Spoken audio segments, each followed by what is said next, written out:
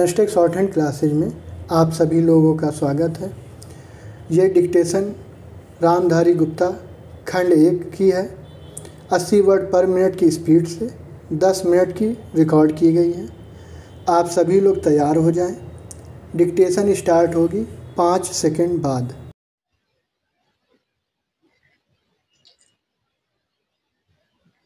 महोदय, समाज कल्याण संस्थाओं का काम बहुत बड़े परिमाण में बढ़ा है। आजकल इसके लिए अनुदान भी पहले से कहीं अधिक दिए जाते हैं। हर पंचवर्षीय योजना में हम इस पर अधिकाधिक धन खर्च करते हैं और आजकल समाज कल्याण का कार्य करने वाले पूर्णकालिक कार्यकर्ता भी पहले से बहुत अधिक हैं। लेकिन मैं ऐसा अनुभव करती हूँ कि जैसे जैसे हमारे व्यय और कार्यक्रम बढ़ते जाते हैं, वैसे वैसे इस काम में व्यक्तिगत उत्साह और लगन की भावना घटती जाती है। अध्यक्ष महोदय ने मिशनरी भावना का उल्लेख किया और मैं भी अनुभव करती हूँ कि आज वह नहीं है। मैं यह केवल बोर्ड के बारे में ही नहीं बल्कि सामाजिक कार्य के समस्त क्षेत्र के बारे में कह रही हूँ। फिर स्वेच्छा सेवा प्रयास भी कुछ कम होते जा रहे हैं। ऐसा भी होता है कि जब विचार संस्थाबद्ध हो जाते हैं तो उनमें कुछ ना कुछ आशय युक्त काम करने की भावना आ जाती है। यह मनुष्य का स्वभाव है, किंतु सारे सामाजिक कार्य का लक्ष्य तो उसी संवेदन के अभाव और निस्वार्थता पर संदेह के परिणामों से लड़ना है, जिसकी प्रायः मानव स्वभाव कहकर अनदेखी कर दी जाती है। मैं जानती हूँ कि जिस मिशनरी भावना से काम शुरू किए जाते हैं, उन्हें बाद में उसी तरह बनाए रखना हमेशा संभव नहीं होता। लेकिन बेहतर संगठन खड़ा हो जाने के बाद समस्याओं के बेहतर हल निकलने चाहिए। अतः हमें केवल अनुदानों से ही संतोष नहीं कर लेना चाहिए, बल्कि यह ध्यान रखना चाहिए कि इस सामाजिक कार्य के पीछे जिससे कि सामाजिक परिवर्तन हो रहा है, उद्देश्य क्या है। बोर्ड सामाजिक रूपांतर का केवल साधन मात्र है। राजनीतिक और आर्थिक कामों में फंसे रहने के कारण हम सही दिशा में और सो उद्देश्य सामाजिक परिवर्तन की ओर काफी ध्यान नहीं दे पा रहे हैं। किंतु परिवर्तन तो हमारे अपने विकास और विश्व की घटनाओं के कारण जो हमारे जीवन और समाज पर निरंतर प्रभाव डालता है, स्वतः आ रहा है। हमारे होनहार युवक और युवतियां संसार के घटना चक्र से निरंतर प्रभावित हैं और कहीं भी कुछ होता है तो वह हमें भी अवश्य छू जाता है।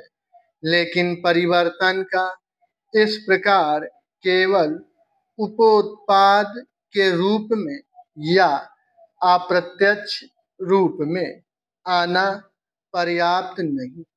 हमारी अपनी अनेक समस्याएं हैं जो हमारे अनुभव की दृष्टि से विशेष प्रकार की हैं।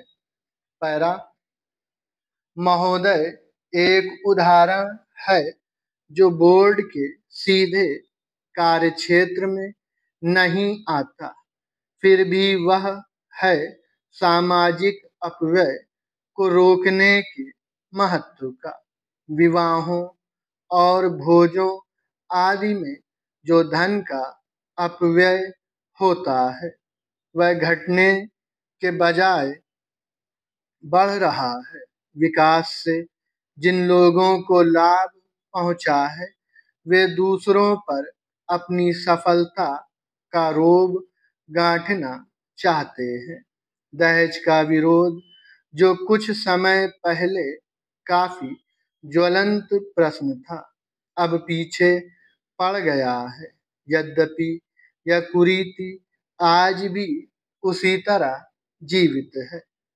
अस्पृश्यता के बारे में आज कानून मौजूद हैं, लेकिन आज भी बहुत से स्थानों पर यह बुराई फैली हुई है।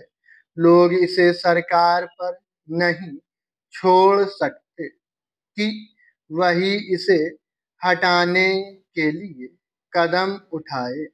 इसके लिए तो उन्हें स्वयं कुछ ना कुछ करना होगा।